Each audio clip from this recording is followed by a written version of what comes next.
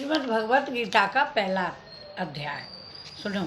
धृतराष्ट्र बोले, हे संजय, धर्म भूमि कुरुक्षेत्र में इकट्ठे हुए युद्ध की इच्छा वाले मेरे और पांडु के पुत्रों ने क्या किया। इस पर संजय बोले, उस समय राजा दुर्योधन ने व्यूह रचना युक्त पांडवों की सेना को देखकर और द्रोणाचार्य के पास जाकर यह वचन कहा। हे आचार्य, आपके बुद्धिमान शिष्य द्रुपद पुत्र धृतराष्ट्र द्वारा व्यहुकार खड़ी की हुई पांडु पुत्रों की इस बड़ी भारी सेना को देखिए।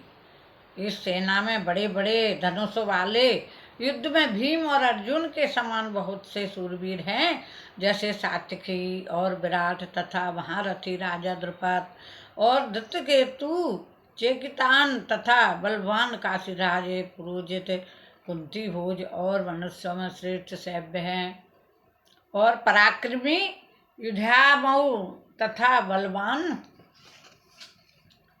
बलवान उत्तमौजा, सुभद्रा पुत्र अभिमन्यु और द्रौपदी के 5 पुत्र, ये सभी महारथी हैं। हे ब्राह्मण श्रेष्ठ, हमारे पक्ष में भी जो जो प्रधान हैं उनको आप समझ लीजिए। आपके जानने के लिए मेरी सेना के जो जो सेनापति हैं उनको कहता हूँ। एक तो स्वयं आप और पितामह भीष्म तथा कर्ण और संग्राम विजयी कृपाचार्य तथा वैसे ही अश्वत्थामा, विकर्ण और सोमदत्त का पुत्र भूर शर्मा तथा और भी बहुत से सूरवीर अनेक प्रकार के शस्त्र अशस्त्रों से युक्त, मेरे लिए जीवन की आशा को त्यागने वाले, सबके सब युद्ध में चतुर हैं।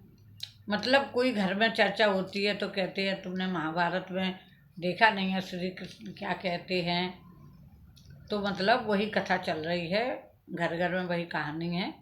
भीष्म पितामह द्वारा रक्षित हमारी वह सेना सब प्रकार से अजय है, और भीम द्वारा रचित इन लोगों की यह सेना जीतने में सुगम है। इसलिए सब मोर्चों पर अपनी अपनी जगह स्थित रहते हुए आप लोग सबके सभी निसंदेह भीष्म पितामह की ही सब ओर से रक्षा करें। इस प्रकार द्रोणाचार्य से कहते हुए दुर्योधन के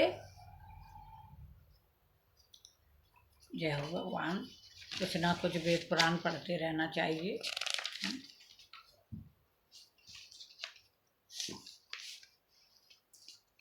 वचनों को सुनकर कौरवों में वृद्ध बड़े प्रतापी पितामह भीष्म ने उस दुर्योधन के हृदय में हर्ष उत्पन्न करते हुए उच्च स्वर से शंख की नाद के समान गर्ज कर शंख बजाया।